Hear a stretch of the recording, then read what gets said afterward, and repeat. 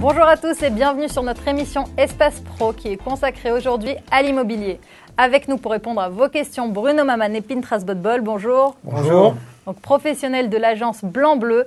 Donc, si jamais une personne a trouvé un bien immobilier durant ses vacances en Israël, il repart à l'étranger mais est intéressé à concrétiser cet achat. Quelle est la procédure ? Il y a deux façons de procéder. La première façon de procéder, c'est d'acheter le livre de Tehillim, de commencer à lire depuis le premier jusqu'à la fin, de prier et d'espérer que tout se passe bien. La deuxième façon ? La deuxième façon, c'est de se mettre en contact avec des professionnels dans chaque corps de métier afin d'être entouré jusqu'à la remise des clés de votre achat immobilier. Il s'agit d'un courtier. Il s'agit d'un courtier de presse, un métier qu'on a inventé il y a une dizaine d'années, 12 ans exactement, chez Blanc-Bleu, qui s'occupe de tout depuis le début jusqu'à la fin.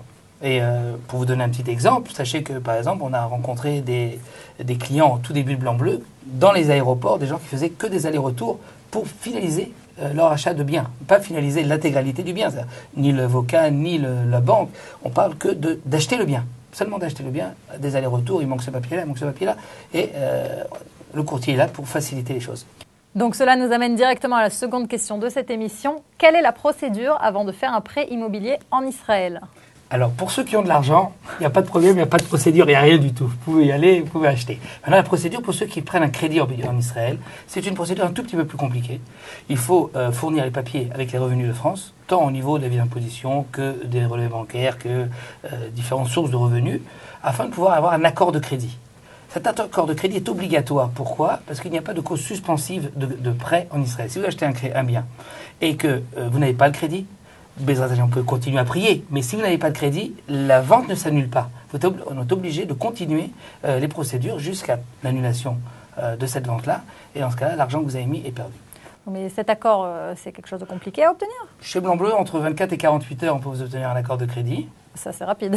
C'est rapide, c'est 10 ans d'expérience. Voilà, exactement. Et cette expérience, elle permet de faciliter les choses, même au niveau des démarches, après l'achat de votre appartement. Il faut comprendre que les procédures administratives pour pouvoir avoir un crédit en Israël sont très lourdes, c'est très long et il y a énormément d'intervenants.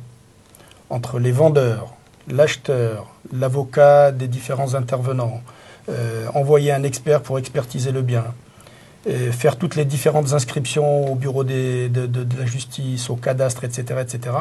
Tout cela, c'est un processus qui est très long.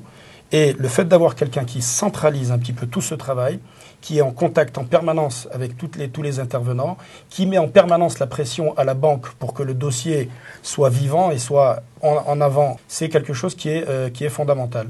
Ne serait-ce que cette notion du temps et du service et de concentrer tous ces services-là, c'est déjà un gain de temps. Sans compter le gain d'argent réel. Le choix du crédit a aussi une incidence sur le prix de l'appartement. C'est-à-dire que, je vais vous regarder, ça va vous intéresser, oui. C'est sûr, vous allez voir, ça va intéresser tout le monde. Vous achetez une maison à 1 million de shekels, il peut s'avérer, après avoir fait le meilleur choix de crédit, que cette maison va vous coûter, dans 5, 6, 7 ans, 100 000 shekels de moins. De moins ? Pourquoi ? En Israël, vous avez possibilité de prendre des crédits sur l'intégralité des monnaies qu'il y a. C'est-à-dire l'euro, le dollar, le shekel, le yen, le franc suisse, ce que vous voulez, vous pouvez prendre. Et vous avez 30 sortes de crédits. C'est compliqué. Donc c'est très compliqué. Si vous faites le bon choix et de la monnaie et du crédit, ça c'est le travail du courtier, vous pouvez vous retrouver quelques années plus tard avec un bien qui évidemment, puisque vous êtes en Israël, a pris ses 5-6% par an, et un crédit qui lui a diminué pour une raison technique, puisque en fonction de la monnaie où vous êtes, vous pouvez réaménager votre crédit à chaque fois. Ce qui n'existe pas ou en Europe ou aux États-Unis. Justement, la dernière question de notre émission parle du cas inverse que vous avez présenté. 7 ans après avoir acheté notre appartement en Israël, nous vendons notre bien. Après avoir vérifié auprès de notre banque, nous avons été extrêmement surpris. Nous devons à la banque 200 000 shekels de plus que la somme que nous avons empruntée. Est-ce légal ? Que conseillez-vous de faire dans ce cas ? C'est un cas assez surprenant. Je pense deviner exactement la formule de crédit que cette personne a contractée il y a 7 ans, et c'est tout à fait légal. Très certainement, cette personne a dû prendre une formule de crédit avec des indexations à l'inflation, avec des pénalités en cas de remboursement anticipé, avec des taux qui changent tous les 2 ans et demi ou tous les 5 ans, et c'est ce qui l'ont mené à cette situation. Si elle avait fait appel à des professionnels qui auraient étudié avec elle la formule la plus adéquate à son projet, eh bien, elle aurait évité cette situation. Une situation d'ailleurs que l'on retrouve dans dans de nombreux appels que l'on a actuellement, de gens qui veulent ou racheter leur crédit ou vendre leur maison. Parce que même quand vous vendez votre maison, votre crédit, évidemment, doit être remboursé avec l'achat de avec la vente de votre maison.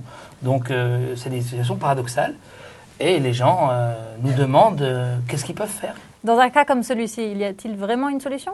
Il y a vraiment une solution, je ne sais pas s'il y a une solution. Ce que je sais, c'est que chaque cas peut être étudié. Et dans la majorité des cas, il y a une solution. Et une solution avec un gain substantiel très intéressant. Bruno Maman, Pinchas Botbol de l'agence Blanc-Bleu, merci beaucoup pour cette intervention. Merci également à nos téléspectateurs. Je vous retrouve très bientôt pour une prochaine émission.